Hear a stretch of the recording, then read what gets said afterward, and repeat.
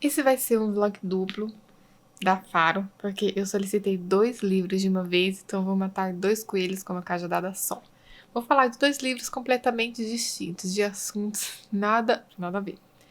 Mas eu vou falar com vocês sobre Nos Campos de Concentração Soviético, relato de um prisioneiro Vladimir Chernovin, não conheço ele, já comecei a ler. E vou falar também sobre Willa, a Salvação da Floresta. Ele é a continuação de Willa, a Garota da Floresta. Eu vou falar sobre ele rapidinho, porque eu acho que Nos Campos de Concentração talvez eu demore um pouquinho mais, beleza? O primeiro livro da Willa já tem resenha aqui no canal, então eu não vou entrar em muitos detalhes, ainda mais porque é uma continuação. Eu li 7 capítulos, aqui nesse livro a Willa continua vivendo na floresta, juntamente lá com o cara que adotou ela no primeiro livro, esqueci o nome dele agora, já falou aqui, mas eu esqueci. Ela tem uma ligação muito grande, aqui tá falando no final que ela é a fada das montanhas, eu não lembro esse termo no primeiro livro, mas pra mim já foi classificada, era uma fada das montanhas. Enfim, ela tem uns poderes, né? Ela se camufla, né? Como se fosse um camaleão, ela se camufla com as coisas na floresta. Tanto que aqui tem até uns desenhos, ó. Tá vendo? Das plantas e tal, que ela se camufla. Ela tá andando lá pela floresta e ela acaba encontrando um ursinho, um urso bebê. Acaba encontrando um urso e a respectiva mãe ursa. E essa floresta, ela está passando por uma caça. Tem uns homens muito estranhos caçando.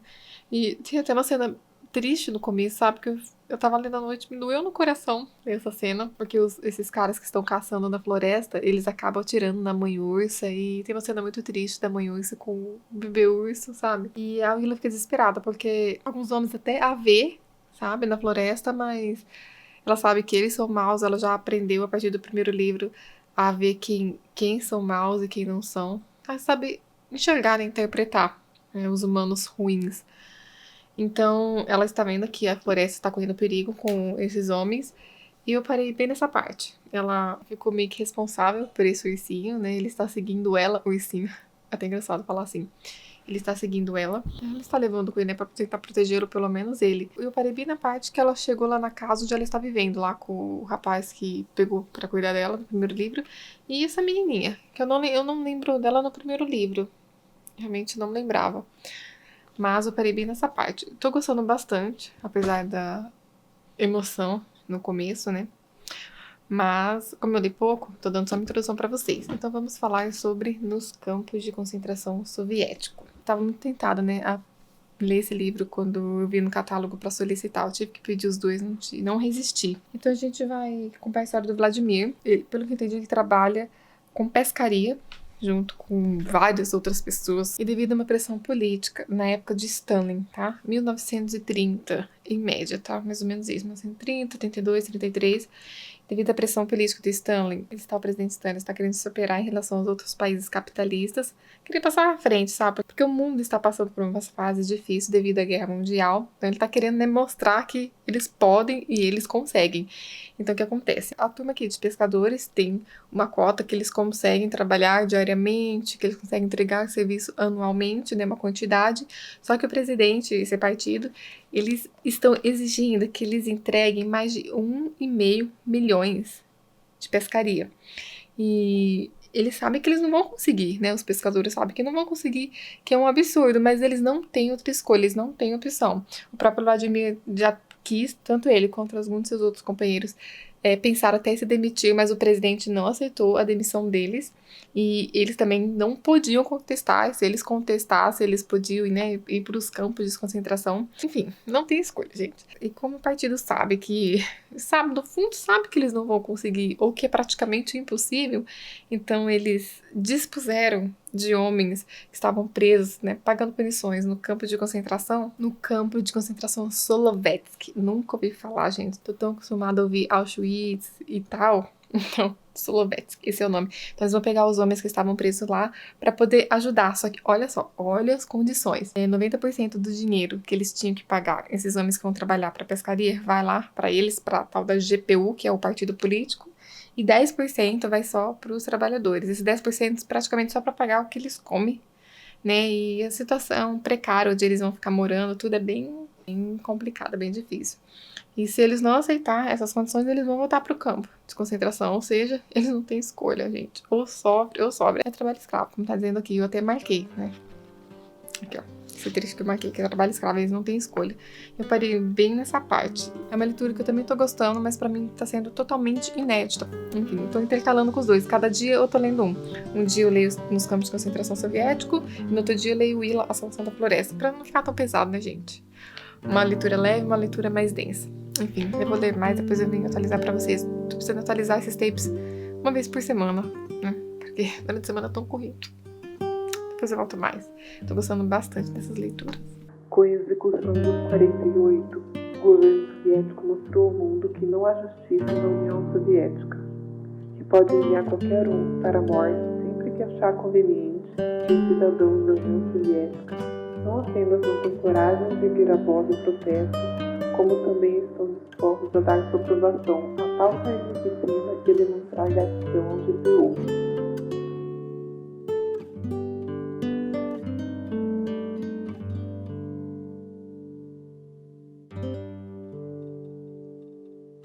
Bem, tá com a bateria fraca, então eu vou ter que gravar rapidamente, né?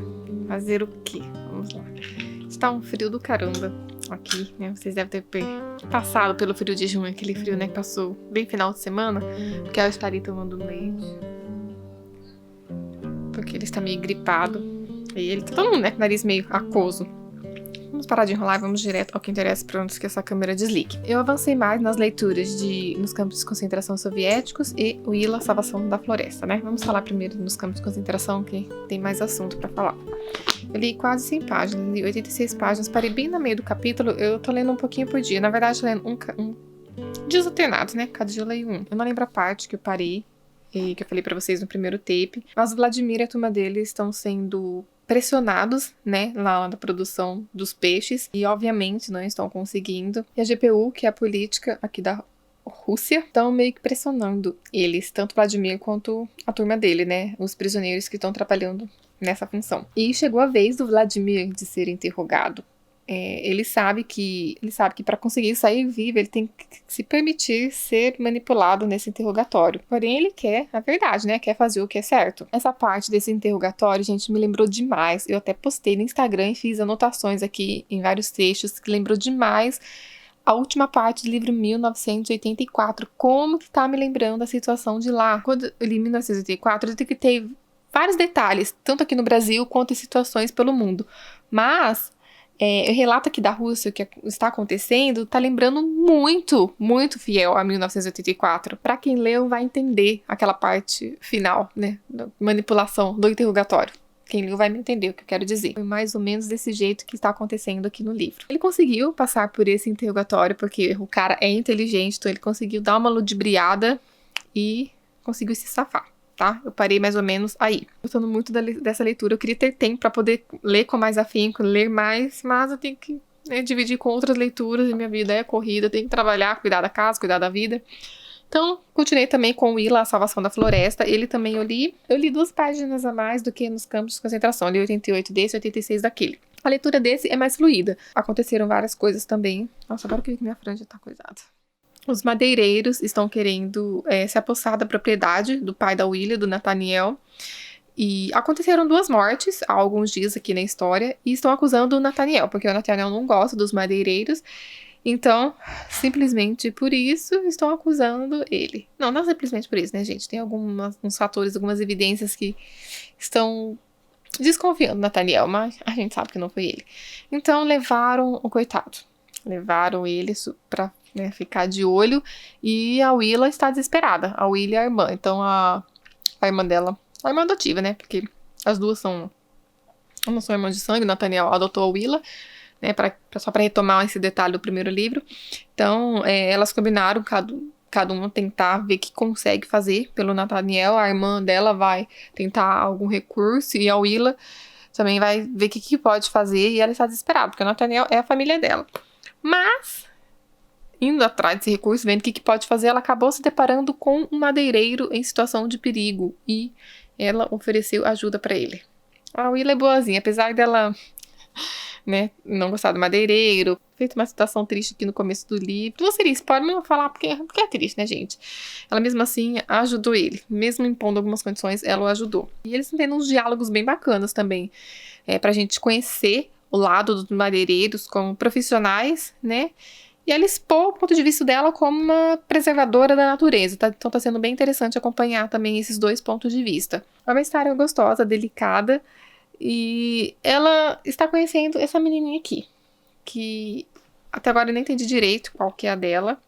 Também é alguma entidade misteriosa daqui da floresta. Quando né, entender melhor o que ela é, eu venho contar pra vocês. Estou gostando bastante dessas duas leituras, gente. Não dá pra me falar tanto, porque eu estou com medo da bateria acabar. Mas enfim, né? Vai ter mais tapes, vou poder adentrar mais. E, gente, que leituras gostosas. As leituras são bem distintas, mas estou amando cada uma, assim, com o seu particular. Muito boa, muito boa. Depois eu venho pra atualizar mais vocês. A magia do mundo estava desaparecendo. As árvores estavam caindo, os animais estavam indo embora, e não havia nada que ela pudesse fazer. Ela fora aquele lugar em busca de respostas, mas ali não havia nenhuma. O mundo todo estava estragado, e ela não podia consertá-lo. O amor não resolveria, nem a amizade, a paz ou o entendimento. E era só isso que ela tinha para dar. É domingo à noite, o Miquel tá fazendo a Mari dormir nesse momento, por isso eu nem vou falar muito alto. Hoje é aniversário da Mari, está completando 1 aninho, minha princesa. Que emoção, há 1 ano atrás, meu Deus. Enfim, vamos ao que interessa, né? Não vou enrolar muito pro vlog não ficar grande. Bem, atualizando vocês, li mais uma semana de Willa e os campos de concentração soviéticos. Vamos falar de Willa primeiro. Bem, eu tinha comentado com vocês no último tape que ela estava vendo uma menininha, que no caso seria essa loirinha, né, que estava aparecendo ocasionalmente em algumas situações específicas. Agora, eu já sei quem é ela, tá? Como já passei da metade, então não vou entrar mais em tantos detalhes. Eu achava que ela era alguma fadinha, né, algum ser místico, assim como a Willa, entre aspas, né, uma fada da floresta. Mas vou deixar pra vocês conferirem quem que é essa menininha, tá? Só vou dizer que ela se chama Adelaide. Vou dizer o nome dela, tá? Mas vocês conferirem quem é ela, que papel ela vai ter na história, que ligação que ela vai ter com a floresta e ou com os madeireiros. A Willow tá aprendendo bastante com essa menininha. Ela tá sendo apresentada, né, a uns sentimentos que ela tem que se confrontar em relação aos madeireiros, a proteger a floresta através dessa menininha da Adelaide. Então, eu continuo gostando, tá muito gostosa a leitura do livro, tá? Basicamente, é isso. Eles estão tendo que enfrentar outros problemas, estão aparecendo alguns seres meio esquisitos, tá? Míticos também, né? Que é um livro de fantasia. Mas enfim, vamos para os campos de concentração soviético. Eu também já passei da metade. Ai, queria então terminar a semana pra mim liberar o quanto antes esse vlog pra vocês. O Vladimir continua passando pelas entrevistas. A GPU está pressionando ele, mas, gente, esse Vladimir, ele é muito inteligente. Ele tá sabendo ludibriar, não sei se seria essa a palavra certa. Ele tá conseguindo, através da sinceridade dele, tá conseguindo a resposta certa pra ainda não ter sido assassinado. Assim como Vladimir, cientistas, pessoas assim, importantes, são bem estudadas, também estão sendo presas. Algumas, teve até um debate aqui que eu marquei, que alguns, até cientistas mesmos, eles acabam cedendo à pressão da GPU, porque eles falam, independente da gente ceder ou não, se a gente não assinar, não, né, responder o que eles querem ouvir, para manipular para a mídia, para a população, para o mundo em geral, eles vão acabar com as nossas famílias. Então o que a gente tem a ganhar? Na verdade, independente do que a gente fazer, o resultado vai ser o mesmo, então alguns acabam cedendo. A maioria, se a gente pensar na verdade, né, mas poucos conseguem ser firmes, assim como o Vladimir. E apesar das inúmeras ameaças de morte que o Vladimir recebe praticamente diariamente nas entrevistas, ele tá conseguindo se manter firme e forte, sincero, né, tá conseguindo seguir a própria índole. Enfim, tá sendo uma leitura muito gostosa, tô gostando bastante de conhecer mais essa parte da história do nosso mundo, né, que aconteceu, infelizmente, de modo bem brutal, bem duro. Até agora nem o Vladimir, nem a gente sabe por que ele ainda não foi executado, sendo que com outras pessoas a GPU não teve paciência, né, de ter que ficar pressionando pra responder. Aí quando o Vladimir fala assim, me mata, né, pode me matar, eu não vou falar nada. Aí eles acalmam, a GPU acalma, vê que o buraco é bem mais embaixo com ele, tem um pouco mais de calma e... o que eles estão querendo com o Vladimir? Essa é a curiosidade. Vamos ver se até o final do livro evidencia por que ainda não matou e que eles tanto quer. Por que quer que o Vladimir ceda, né? Responda, fale exatamente o que eles querem. Enfim, talvez o Vladimir deve ter alguma influência muito grande. Enfim, por enquanto é só, não vou atualizar muito porque eu tô ouvindo o chorinho da Mari aqui. Não sei se minha voz está chegando até lá, influenciando ela. Mas enfim, semana que vem eu volto pra atualizar mais vocês. Oi, gente, eu vou gravar um take rapidinho aqui no meu serviço, porque eu preciso fazer uma reação.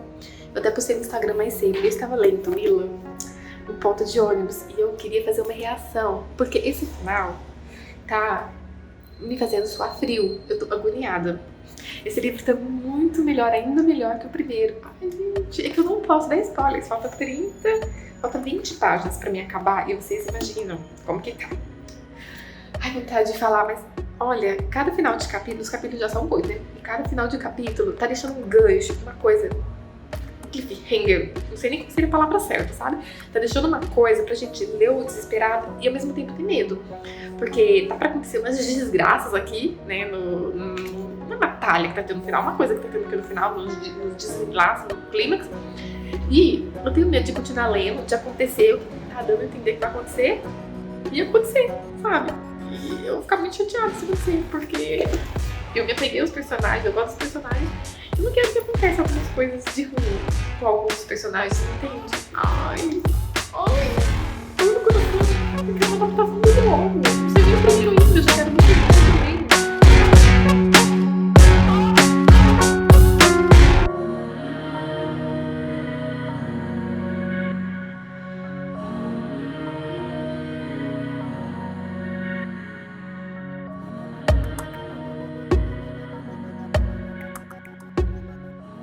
Eu vou aproveitar que o Miquel tá fazendo a Mari pra dormir, pra mim falar de Willa, a Salvação da Floresta.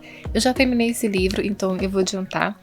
Falta 50 páginas pra mim acabar nos campos de concentração soviéticos, então depois eu venho falar dele, tá? Vou falar só de Willa por enquanto, finalizar ele. Gente, que livro maravilhoso! O segundo livro é ainda melhor que o primeiro. Os capítulos finais desse livro são totalmente eletrizantes. Cada capítulo termina com um gancho pro próximo, um gancho que deixa a gente com o coração na mão. Ansiosos pra ler o próximo capítulo e ao mesmo tempo temerosos do que pode acontecer. E o último capítulo, o desfecho, os últimos momentos. Ai, gente. Eu não sei nem expressar pra vocês o que eu senti. Os últimos momentos aqui da história foi extremamente emocionante. Não sei se vai ter continuação, vou procurar saber depois. Ai, preciso de uma adaptação logo, gente. Preciso.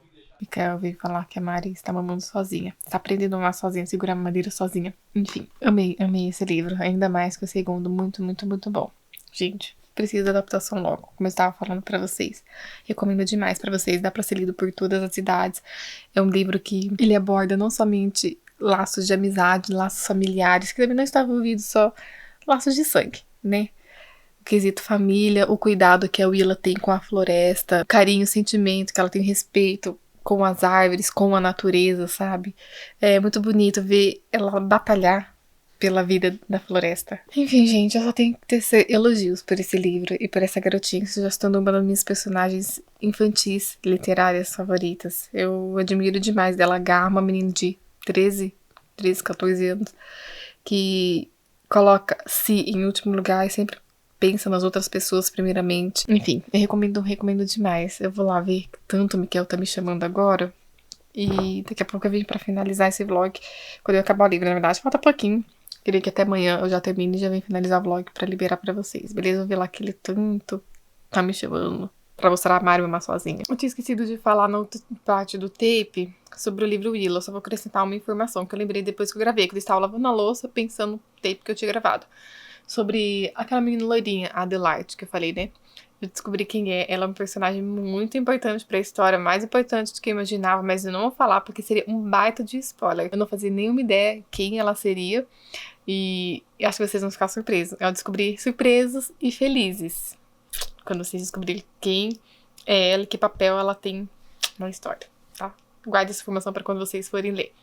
Então vamos finalizar agora essa parte nos campos de concentração soviéticos. Bem, eu já vou dizendo pra vocês que eu dei 5 estrelas. Gostei demais dessa leitura, de modo geral, de acompanhar essa parte da história do mundo, né? Como que os homens foram presos injustamente, não tinham nenhuma forma de escapar, mesmo que a GPU os enganasse em vários momentos, com esperança de que se eles fizessem isso, fizessem aquilo, eles sairiam em qualquer momento. Quando aparecia a dita oportunidade para eles saírem, e a GPU inventava outros motivos para que eles continuassem cumprindo mais penas de prisão ali naquele lugar, injustamente, claro. Aí vocês devem estar se perguntando se o cara conseguiu contar essa história. Que raio que aconteceu com ele, né? Mas foi diferente do que eu imaginava. Eu achei que ele sairia dessa prisão de uma forma, mas ele acabou saindo de outra. Ele fugiu, pra falar a verdade pra vocês. A história se passa mais ou menos em 1930. Ele já era homem feito, não sei se ele estaria vivo. Mas ele teria sido escravizado até os fins de seus dias, porque por muitos anos que ele ficou lá preso, sofrendo, ele não foi assassinado, ele foi muito genial. Em vários momentos ele achou que, o matariam, mas sempre o poupavam. O cara era esperto, gente, eles sabiam conversar com os GPistas. Os GPistas são as pessoas iluminadas, da turma do GPU. É um livro que vale muito a pena conhecer, vale muito a pena ler. Tem muitos detalhes, eu tenho vontade de ficar falando bastante, mas eu não sei se o vlog já ficou longo e eu preciso finalizar. Na verdade, já está quase pronto, editado. Já fui adiantando para quando acrescentar essa parte, a penúltima, para finalizar rapidinho para vocês. E pessoas de todas as classes sociais eram subjugadas a serviços escravos, desde da classe mais baixa até cientistas, profissionais, enfim, ninguém escapava. Então aqui fica a recomendação desses 2 livros para vocês, de Willa, que está ali atrás, ali em cima, eu que vou tampando, tá ali em cima, aquela lombada ali é de Willa, e dos campos de concentração soviéticos. Vou deixar os links de compras aqui embaixo para vocês conhecerem. São 2 livros completamente distintos, mas que vale muito a pena ler, vale a pena conhecer. Vou também deixar minhas redes sociais para vocês saberem que eu estiver lendo um pouquinho da minha vida, eu posto lá também alguns comentários, enfim. Eu guardo vocês para conversar aqui embaixo, tá? Quero saber o que vocês estão lendo, o que vocês acharam dessas indicações de leitura, se vocês gostaram, se vocês se interessaram, beleza? O Miguel foi dormir agora, mas ele estava passando creme no pé, porque ele está com alergia. Ele tem uma alergia já há anos, né? Então ele estava passando creme, foi o que eu filmei aquela hora para vocês. Enfim, eu guardo vocês para conversar aqui embaixo, gente, e até o próximo vídeo.